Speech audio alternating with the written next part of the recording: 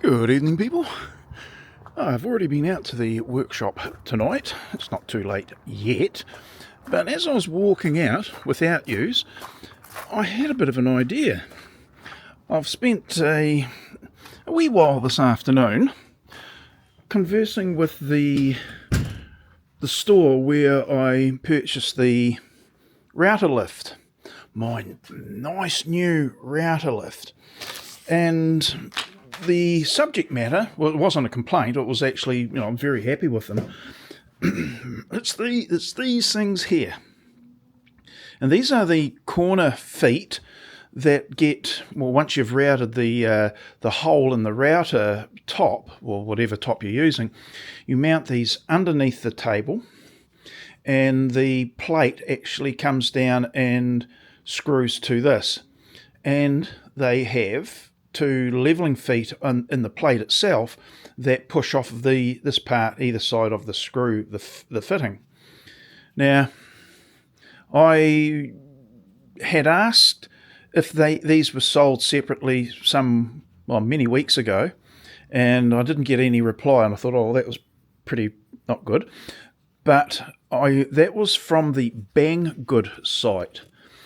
Now, I don't know who the heck it was that I was talking to, and I doubt that it was the same supplier, so I can't be too harsh on them. But today, they're very, very, very timely getting back with the backwards and forwards on the chat, and very, very good. But unfortunately, it didn't come to my way of thinking.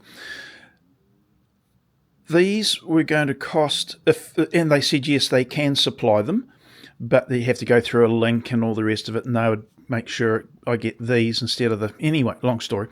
But these were going to cost $21 New Zealand and $19 to ship out for standard post through AliExpress, not Banggood, because I wound up getting it through AliExpress. Same router lift, but through different, resellers. And I just looked at that and I thought, no, I'm not going to do that. And then I was trying to kind of hint at them, like, as I'm doing a review on your product, I didn't actually say that directly, I just made I kind of did. I was hoping that they'd come to the party, and even if they says, hey, look, we'll pay for the postage and you pay for the product, I probably would have said yes.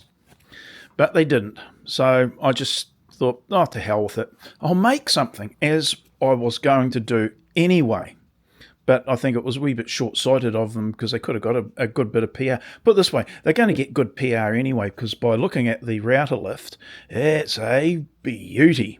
So well done them. Now that's the router lift, but it's the reseller. It's Ruby's store was the reseller, and it's quite a reputable long-term company, so good on them. But I decided, gee whiz, Earth was moving. I was just, Mitre station moved that I'm leaning up against. So what I was going to do, and this is the idea that came to me as I was walking out to bring these back out to the workshop. These are designed for a work surface or router top that is between 18 and 25 millimeters thick. That's so that the little levelling grub screws and the screw holding it down work. Now, Dennis from Hooked on Wood, like me, he's made his, and he was doing the review on the router, he was making his work surfaces 36 mil, a two-layer of 18 millimeter, which is exactly what I'm doing. And to accommodate the screw, the fittings and the levelling feet, etc., what he did was to route whatever amount out to make it, how would you say, where these were mounted underneath the top, he routed it out so it became the down to the required amount. God, I'm running out of words. That's not very often happens. Anyway, what is it? So it was, if it was 36, 25, just say he routed 10 mil out of his underneath side of his bench to accommodate this. God, come on, just fill in the gaps for me, please. Yeah, no, it's not working well. I'm going to have another cuppa. But when I was coming out here, because I thought about having to make something up, no, I don't have a 3D printer, but something like that, I was thinking, so the base part there is 7mm, and this part here is 12mm. Hang on. Why not make a wee plate up? These are basically the overall size, I'm trying to show, is 70mm by 70mm with this corner cut off of it. What happens if I make a plate up, whatever size it really doesn't matter because it will clear, but if I made a plate up like this, and instead of having a 5mm difference between the plate, the two surfaces, why don't I make it 15mm? Or even 20 for that matter. That means this plate, this is a hint for you 3D printer people. Hey, make one and send me a set. How's that for an idea? I won't be insulted if you do that. But if we make a plate up, and I've got the measurements for it, if we make the plate up, it can be just a flat plate, and then have a separate plate, perhaps, or 3D printers don't have to be, but make up a separate plate of this shape, but instead of, as I said, 5mm, make it 15mm. That makes up for the difference in height, then all the fittings fit again. So I still have the threaded insert or thread a piece of whatever we wind up using, but wouldn't that make more sense, is not to rebate this into the surface, the underneath surface of the top at all. That seems to be no, don't do that, but rather make a thicker pad at this point, so yeah, that seems to make a whole lot more sense. And here's the other thing, why can't it be that you could make up an adapter to sit on top of these? So what I'm saying is that 3D printing people, this could be a little bit of a side business for you, making adapters for these sorts of situations where it's needed. Because I'm going to suggest that most shop-built router tables are going to have a double, like a thicker top rather than just a simple 18mm. Whatever. The other option is when I cut the hole out for the new router, is to make the second layer route it out with a bigger cutout.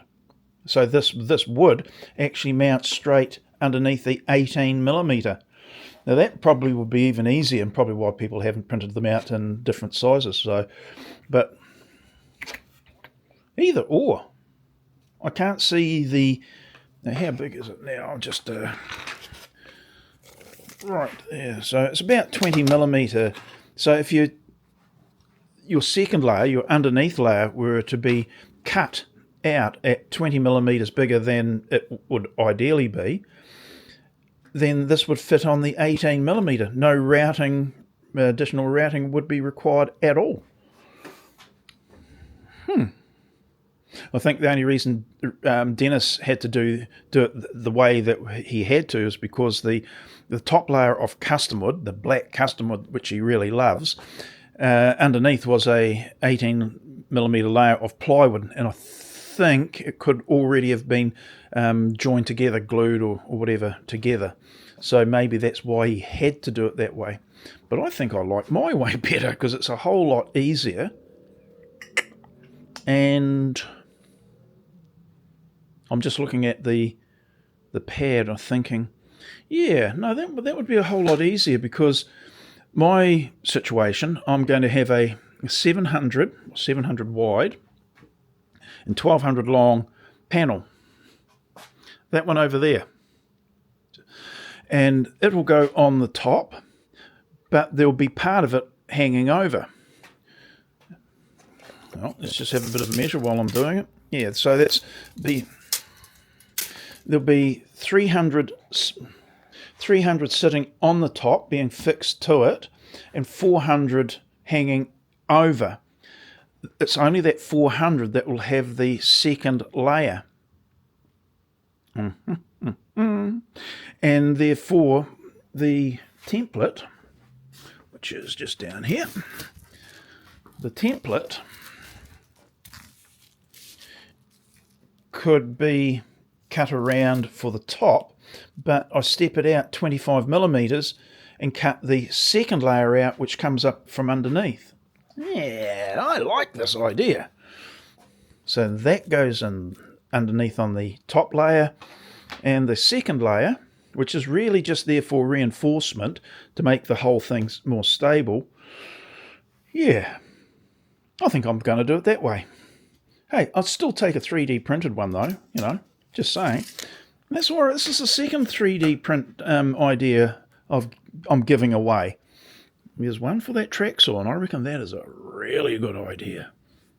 But hey, I'm going to get a 3D printer myself next year. So, Christmas, it might be my Christmas present to myself. How's that? Maybe. But for the new workshop. Oh yeah, that's right. If I don't have the 3D printer inside, I'd have to have it outside in a conditioned room, wouldn't I? I might have to make a room inside where it's a bit warmer, because days like today, or nights like tonight, I could be printing away merrily, but not outside in a garage like this, because it's bloody cold. Right. -4 yesterday, -4 the day before, -2 tonight. Oh, yay. Nice days, though. Right, so that's what we can do. Problem kind of alleviated or solved. Okey-doke. Isn't that good? I hadn't thought of that simple solution to the situation. Still doesn't get me these corner feet, unfortunately. Could have been a good bit of PR for them. But they're a brilliant company, as I understand it. And by the way, I'm looking at the wee new router lift. That is a heavy puppy. So, yeah, this is going to have to be strong. I touched on how I'm going to do that. I'm going to be putting a wee bit of cabinetry underneath that folds flat. It'll be a permanently fixed piece on here, and it makes, because when you're running around the bench on a garage floor, unless the garage floor is perfectly level, there can be some tweaking and of unleveling of the cabinetry, which can impact on the panel here, as I've noticed. Depends how good or bad your floor is. So the fold out, how do you say, cabinetry parts will need to have a little bit of fine tuning, not difficult, to support, lift or lower, the panels should this be rolled around into a position where it's not as flat as possible, because a table even this size, and it's fairly well built, does still flex, just the nature of it. The new garage that I'm getting better be flat, better be flatter than this floor, which isn't flat. Anyway, so they'll have these swing out ends to support the extra weight of this router lift, and it is heavy. Okay, righty-ho. I like that solution. This I put together this afternoon, ready for my panel cutting exercises, and I like it. I was going to use the second rail parallel arm system over there and here, but I thought, oh, to heck with it, I'll use this one because I can, and it was so easy to assemble, and I've got the adjustments there, this little mechanism. This is just the original, still haven't actually made the proper one for here, but yeah, I really do like it. It's so much more logical and sensible than any previous version. So, yeah, crowing a bit on that front, but yeah, I'm very, very happy with that. Just such a simple little, well, threaded rod and a nut, basically. But yeah, it's going to work very, very well. Yes, I can fine tune the cuts. All the panels. Oh, actually, these are the panels here. They've already been cut on the dimensioning router, and boy, they are neatly. They're so identical in size, as they should be. But it was that, yeah. So that's. I'm bouncing all over the place. Crikey, you must think I'm drunk. Drunk on excitement because I'm doing the dry July. And what's the date today? 27th of July today. But I started on the 1st of June. Yeah, I know. It's just the way some people brains work. But yeah. Anyway, the router with the big 3.25 horsepower, what are they, 1800 watt or 2400 watt? Anyway, it's a big puppy. I still have to get the actual router body, the spindle. But used in this scenario with the big cutters, it would be a lovely bit of kit to have in a workshop. So we're going to spend a little bit of time in the next couple of days after I've dimensioned these down, looking at how I want the rest of the top and this router setup to work. So yeah, all exciting stuff. And guess what? Videos will be made of it, of course. Right, okay, that's it. Inside, out of the cold, and I will catch you in the next video. Don't know what we're going to be talking about necessarily. I'll be talking, that's guaranteed. But yeah, I might just trim some of those down, just run it across here a little bit. Okay, that's a deal. That's what I'll do. Rightio, I'll see you in the next one now. Bye.